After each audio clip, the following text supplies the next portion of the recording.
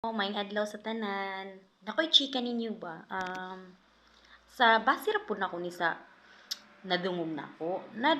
Sige pangutana ba nga kanusad ako magtukod sa kong balay, magtukod og balay ba, I mean. Mm, kanus adaw, ano daw wala pa ko nakapatukod. Aron masayod lang mo no, hulat lang tano, dili ta magdali kay dili man na siya dinalian no. Nin tapos kailangan magtano sa ta.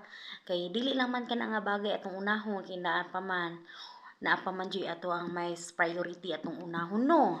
So sa katong sige pangutana din ha nga nagkuan na jud mog time nga mangutana sa daplin-daplin, magchika, nga kanus ako magtukod og balay, ulat lang sa ta.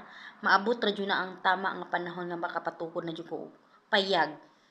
Payag di jud siya balay, payag ra jud akong itukod kay dili man ko kwartahan.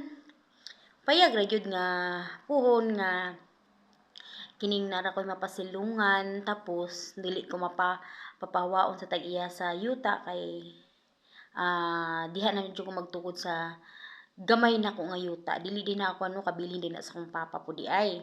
Sumindya lang nako itukod akong gamay payag puhon, kaluy-an maing lawas o magulat lang jud ta sa plano sa Ginoo no kay kailangan jud na i-plan sa nato before jud ta maghimo ba no or unsa jud magdesisyon kay dili ta pwede magdali-dali kay dili biya lalim di biya pud lalim ng kantidad anang payag atong himuon no bisan payag lang na siya no dako biya pud kayo og kini magasto so update lang nako no ayo lang kabalaka makita ra nimo pohon ang akong payag nga itukod din ha okay thank you